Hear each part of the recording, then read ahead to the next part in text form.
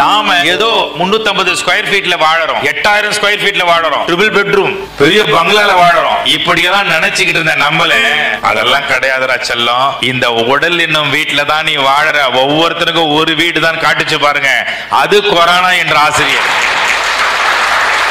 அப்ப நீ பாத்துக்க வேண்டியது எது? இந்த வீட்டை பாத்துக்கிறதே இல்லையே, இந்த உடலை மதிக்கிறதே இல்லையே.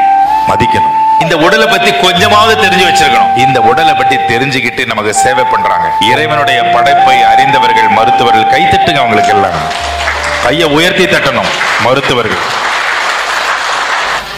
நம்ம உடம்ப பத்தி ஒரு 5% தெரிஞ்சுக்க வேண்டாமா? சாப்பிடும் போது மென்னு சாப்பிடுறது கிடையாது, டிவி பார்த்துக்கிட்டே சாப்பிடுறது, படுத்துக்கிட்டு சாப்பிடுறது, இத கையில வாட்ஸ்அப் வச்சுட்டு சாப்பிடுற கூட்டம் அதிகமாயி போச்சு. அதுவும் இந்த டிவி சீரியல பார்த்து கெட்டு போன ஒரு குடும்பம் இருக்குது பாருங்க, ஏகப்பட்ட குடும்பங்கள்.